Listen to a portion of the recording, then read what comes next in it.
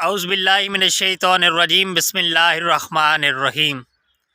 السلام علیکم ورحمۃ اللہ وبرکاتہ۔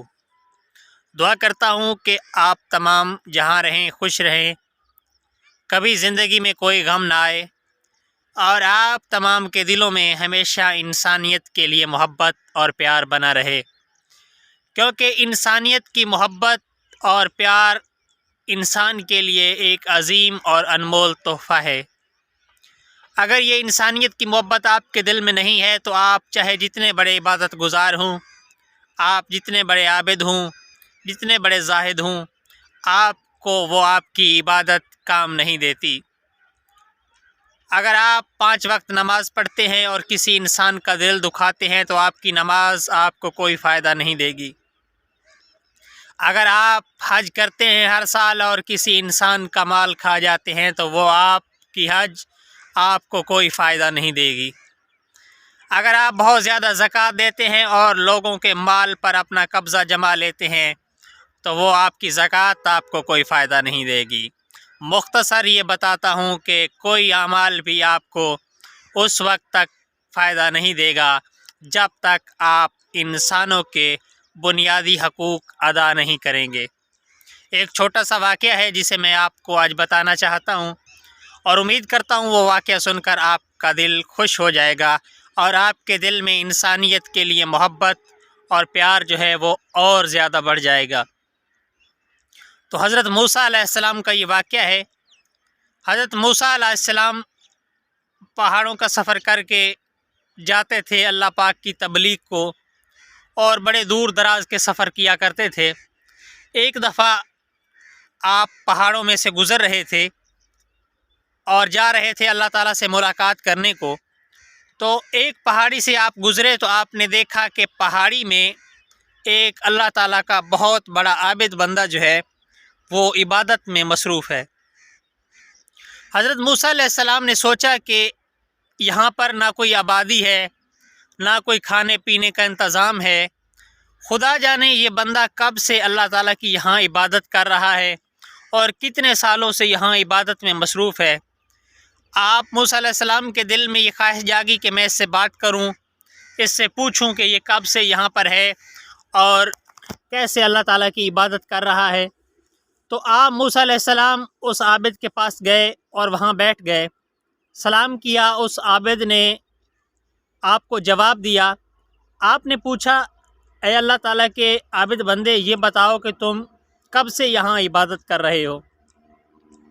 تو اس عابد نے جواب دیا کہ میں 300 سال سے یہاں عبادت میں مصروف ہوں۔ تو موسیٰ علیہ السلام سن کر بڑے حیران ہوئے اور کہا کہ تم 300 سال سے یہاں عبادت کر رہے ہو اور تمہارے کھانے پینے کا انتظام جو ہے وہ کیسے ہوتا ہے؟ تو اس عابد نے کہا، اے اللہ کے نبی، آپ میرے پاس بیٹھیں، ابھی آپ کو پتہ چل جائے گا کہ میرے کھانے پینے کا انتظام کس طرح ہوتا ہے۔ تو موسیٰ علیہ السلام پاس بیٹھ گئے۔ تھوڑی دیر بعد اس عابد کے ساتھ ایک انار کا بوٹا اگا۔ دیکھتے ہی دیکھتے وہ بڑا ہو گیا، اس پر پھل لگ گیا، انار لگا اور انار پک گیا۔ جب انار پک گیا تو ایک پرندہ آیا، اس پرندے نے وہ انار توڑا اور توڑ کے اس کے دانے نکالے اور ایک ایک دانہ اٹھاتا تھا اور اس عبادت گزار کے منہ میں ڈالتا تھا، اور وہ عبادت گزار بڑے مزے سے کھا رہا تھا۔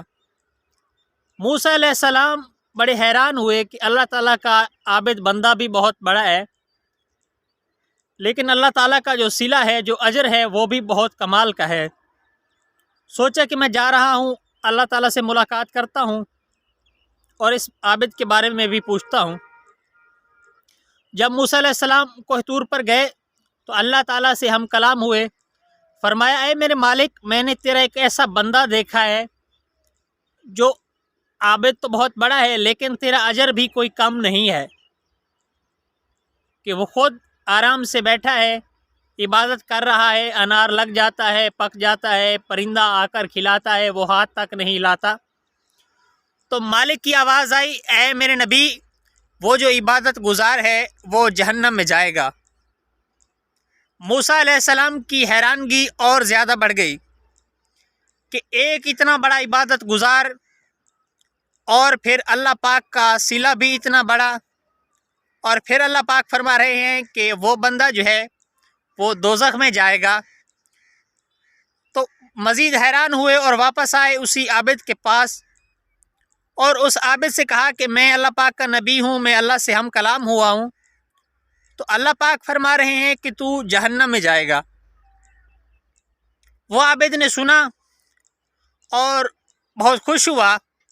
اس نے کہا کہ اگر میرا اللہ چاہتا ہے کہ میں جہنم میں جاؤں تو میں اس بات پر راضی ہوں، لیکن میری یہ خواہش ہے جب آپ دوبارہ کوہ طور پر جائیں تو میری ایک چھوٹی سی عرض جو ہے یہ اللہ تعالیٰ تک پہنچا دیں۔ موسیٰ علیہ السلام نے پوچھا کہ تیری کیا عرض ہے؟ تو اس نے کہا کہ میرے رب سے کہنا کہ میرا جسم اتنا بڑا بنائے کہ میں اکیلا دوزخ میں پورا آ جاؤں، میرے جسم سے پوری دوزخ بھر جائے اور کوئی انسان اس دوزخ میں نہ آئے۔ تو موسیٰ علیہ السلام کی حیرانگی اضطراب اور بڑھ گیا۔ آپ پھر گئے کوہ طور پہ، اللہ تعالیٰ سے ہم کلام ہوئے۔ فرمایا کیا ہے میرے مالک، میں نے تیرے عبادت گزار تک تیرا پیغام پہنچایا۔ وہ عرض کر رہا ہے کہ میرے مالک سے کہو کہ میرا جسم اتنا بڑا بنائے کہ میں اکیلا دوزخ میں پورا آ جاؤں اور کوئی انسان دوزخ میں نہ آئے۔ مالک نے فرمایا اے موسیٰ جاؤ میرے بندے سے کہہ دو کہ اب تو جنتی ہو گیا، تو جنت میں جائے گا۔ موسیٰ علیہ السلام کی حیرانگی اضطراب اور بڑھ گیا۔ کہا میرے مالک مجھے سمجھ نہیں آتی، 300 سال اس نے عبادت کی، تو نے کہا کہ وہ دوزخ میں جائے گا، اب ایسی کیا بات ہو گئی کہ تیرا ارادہ بدل گیا؟ اب وہ جنت میں کیوں جا رہا ہے؟ اللہ پاک نے فرمایا اے موسیٰ 300 سال سے وہ پرندہ اس کے پاس مسلسل آ رہا ہے اور ایک ایک دانہ اٹھا کے اس کے منہ میں ڈالتا ہے اور اسے کھلاتا ہے۔ میرے عبادت گزار بندے نے آج تک کبھی اس پرندے سے یہ نہیں کہا کہ ایک دانہ تو بھی کھا لے۔ یہ مجھے بات اچھی نہیں لگی اور میں نے اس کو جہنم کا حقدار ٹھہرا دیا ہے۔ تو موسیٰ علیہ السلام نے کہا کہ مالک اب اس کی کیا بات پسند آئی ہے کہ اسے جنت کا حقدار ٹھہرایا ہے؟ تو مالک نے فرمایا اے موسیٰ اب وہ اگرچہ خود جلنا چاہتا ہے، خود وہ دوزخ میں جانا چاہتا ہے، لیکن میری باقی مخلوق کو تو بچانا چاہتا ہے۔ اس کی یہ بات مجھے بہت زیادہ پسند آئی ہے اور میں نے اس کے گناہوں کو معاف کر دیا ہے اور اس کے لیے جنت لکھ دی ہے۔ تو موسیٰ علیہ السلام اس بات پر خوش ہوئے، اور اس واقعہ سے ہمیں جو سبق ملتا ہے کہ اگر آپ ہزاروں سال کی عبادت کر چکے ہوں لیکن کسی ایک انسان کا اگر آپ نے دل دکھایا، صرف انسان نہیں کسی ایک پرندے کا بھی اگر آپ نے دل دکھایا ہے، تو یقین مانیں آپ کو اللہ پاک جنت کی خوشبو تک نہیں لینے دے گا۔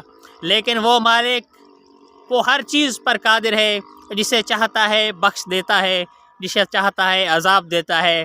لیکن ہمیں کوشش یہ کرنی چاہیے کہ عبادت جو ہے سب سے بڑی جو عبادت ہے وہ اللہ تعالیٰ کی مخلوق سے پیار ہے، اللہ تعالیٰ کی مخلوق سے محبت ہے۔ اگر ہمارے دل میں انسانیت کے لیے محبت نہیں ہے، انسانیت کے لیے پیار نہیں ہے، تو ہماری کوئی عبادت قابل قبول نہیں ہے، کیونکہ سب سے پہلی عبادت، سب سے بڑی عبادت اور سب سے اولین فرض جو ہے وہ انسانیت سے محبت ہے۔ خواہ انسان مسلمان ہو، خواہ کافر ہو، خواہ کوئی بھی ہو، انسانیت کے ناطے ہمیں تمام انسانوں سے محبت کرنی چاہیے، نہ صرف انسانوں سے بلکہ جو جاندار ہیں، جتنے بھی جاندار ہیں، پرندے ہیں، گدھے ہیں، جو کچھ بھی ہے جو اللہ نے بنایا ہے، اللہ کو اس سے بہت زیادہ پیار ہے۔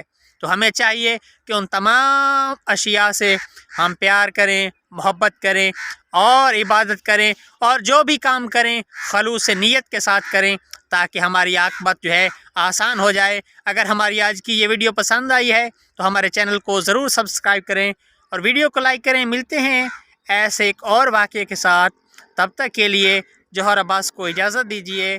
اللہ نگہبان۔